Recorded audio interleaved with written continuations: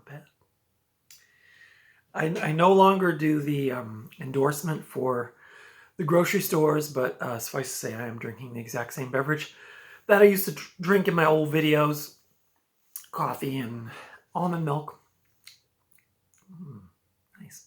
I discovered today, this is completely off topic for Cult Movie Tuesdays, but I discovered recently that if I left a cup of coffee with cream in it, almond milk I should say, for several hours and it got cold, when I took a sip of it, I actually thought it tasted pretty good, like in a weird way, like almost like a iced coffee or something. So I said to myself, I like it when it's a little like cold, if it's cold, like slightly below room temperature, or if it's hot, but I don't like it in between. That's my coffee rant for today. Today on Cult Movie Tuesdays, we're talking about the 1962 King Kong versus Godzilla. And this was one that I picked up recently in a movie hall, you may remember. And so I don't know if this is, I would consider this kind of cult. I mean, I don't know if most movie fans would consider this cult, or it's just a film, but I'm going to call it a cult film for today. I think a lot of these kind of guys in suits battling each other are kind of, I mean, let's be honest, they're kind of on that tip, if you dig what I'm laying down. But today we're going to be talking about this film, King Kong versus Godzilla, and I hope you'll stick around. Consider subscribing if you're a new watcher of my channel. If you like horror movie reviews, cult movie reviews, thrifting haul videos, VHS, DVD, Blu-ray, and other oddities as I come across them. But yeah, so let's get talking about this movie.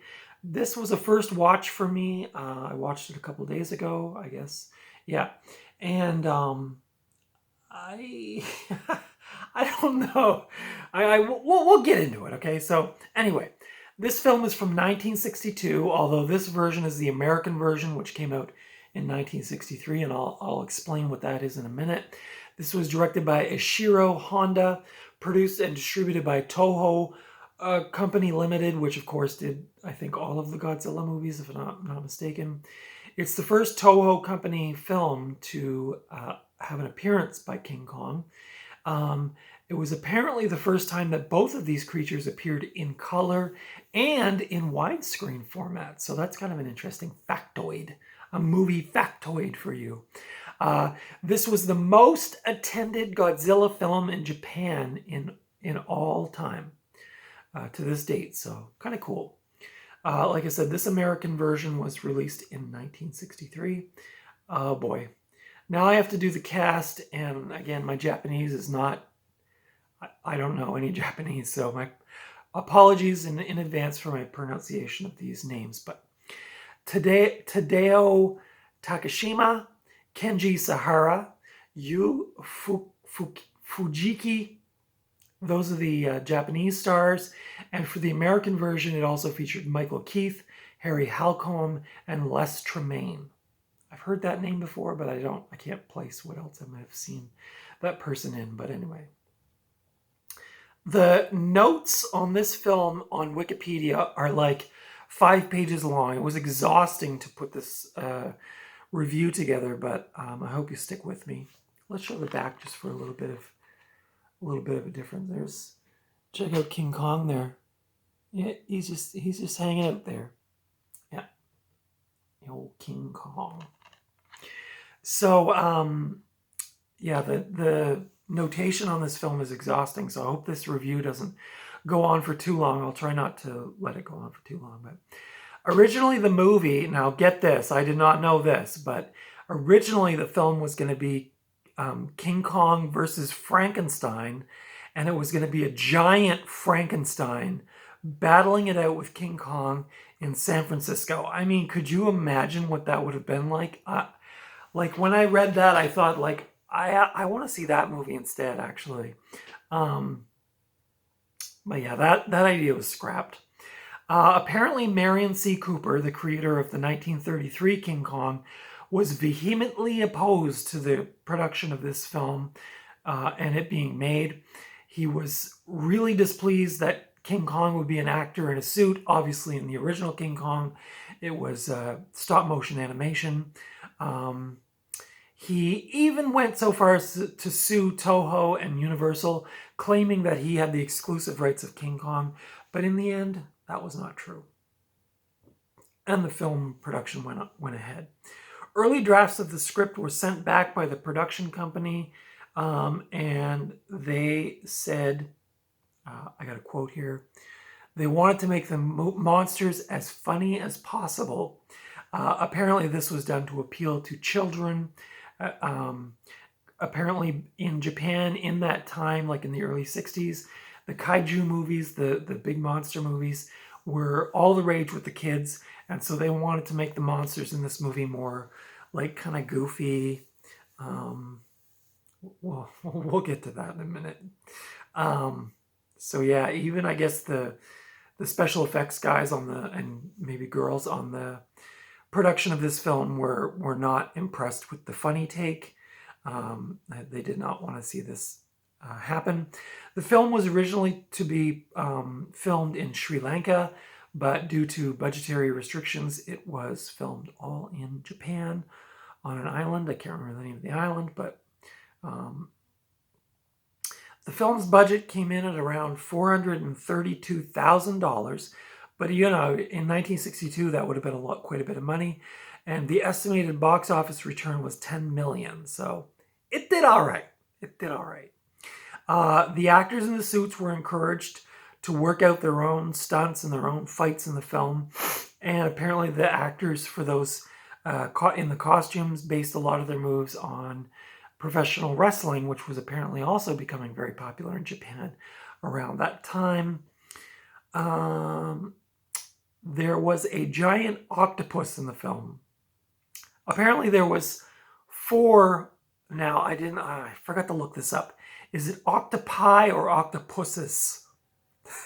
I don't know. You can go ahead and say it. It's fun. But apparently, so there were 4 of these octopus used in the film, and 3 of the 4 octopus were released back to the wild when the filming was done, and the 4th became dinner for the special effects director. So that's weird. That's a weird thing to know. I did like that scene in the film with the octopus. It was pretty cool.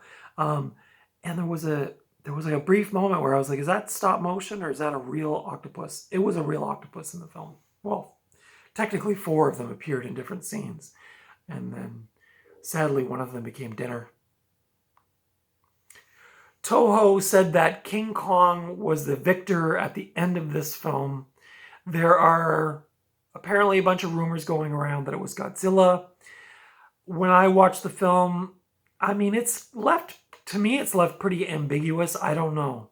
And I won't give away like what you see at the end of the film, but I thought it was kind of ambiguous. There was no clear victor in the battle. Let's just say that. For the American version, this is the American version. I have not seen the Japanese version, although I would like to see it. So they recut the Japanese version with English actors, and then they dubbed the Japanese voice in English for the Japanese actors, and they kind of reshot it as if it was like a TV broadcast, like news. So like an American news reporter and then like a Japanese news reporter talking about where is Kong now and where is Godzilla? Well, he's off the coast of Japan and blah, blah, blah. So they kind of made it like seem like it was a newscast or whatever. And then it would cut away to like the monster scenes.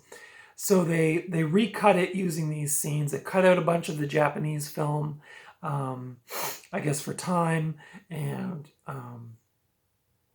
so I'd be kind of curious to see the Japanese version, but they also repurposed the music from other monster movies, most famously the sort of shock theme from Creature from the Black Lagoon from 1954, which is a movie I actually just rewatched recently, which will probably be coming on one of my Fright Fridays. It's one of my favorite monster movies. But yeah, when I was watching it, I was like, wait, I just heard that music a couple days ago. Yeah, it's from Creature from the Black Lagoon. So I thought that was kind of interesting. Apparently, Toho wanted to continue with this and make it a series, but RKO Pictures said, no way. So I guess I don't know if there were any others made, but now there's a newer version that came out in like 2020, I think, or 2019. Kong versus Godzilla, which I saw and I enjoyed, but it's nothing like this film, I tell you that much. For home media, the film first appeared on a Toho VHS in 1985 and on Laserdisc. It then came out on DVD in 2001, and I'm guessing that's this one. Oh no, this is from 2005. And then eventually on Blu-ray. The American VHS was put out by Good Times Video. Gotta love some Good Times. In 1987 and on DVD in 1998. It came out on Blu-ray as a combo pack with King Kong Escapes in 2014. I don't think that was a Good Times release, but I didn't look that up. Criterion Films released the film on Blu-ray in a box set in 2019, which apparently contained 15 other Godzilla movies from the series. So I think I've seen pictures of that. It's got really cool artwork. I don't have that one. I think it goes for big money now, so I may not ever get that. But I'm not the kind of person that gets really obsessed with like the boutique label stuff. I just find these things out in the wild. I found this a couple weeks ago. It was still sealed. It still had the HMV Records price tag on it, which was $12.99. I got it for $3.99. So when I watch these things when I find them, that's kind of the thrill for me. So I'm probably not going to get that Criterion box set. Again, I think it might even be out of print, so it probably goes for big money. Anyway, the film got mixed reviews from critics who thought the film was too kid-like or kiddie. Others criticized the redesign of Godzilla's costume. Apparently he had like little ears. They cropped those out or cropped them off for the suit. And he also lost a toe on each foot. So apparently he used to have 4 toes, and in this film he only had 3. So I don't know. I'm not a mega Godzilla fan. I like Godzilla.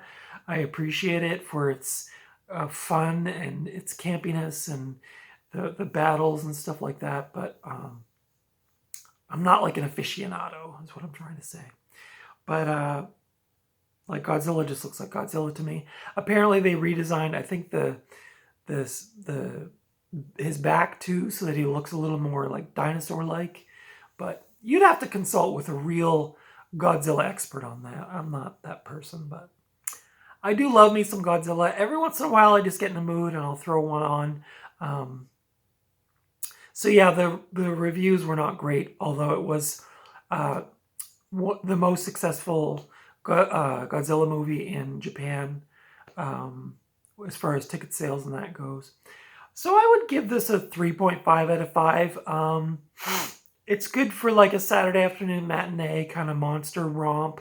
It's cool to see Godzilla and King Kong fighting. They throw boulders at each other.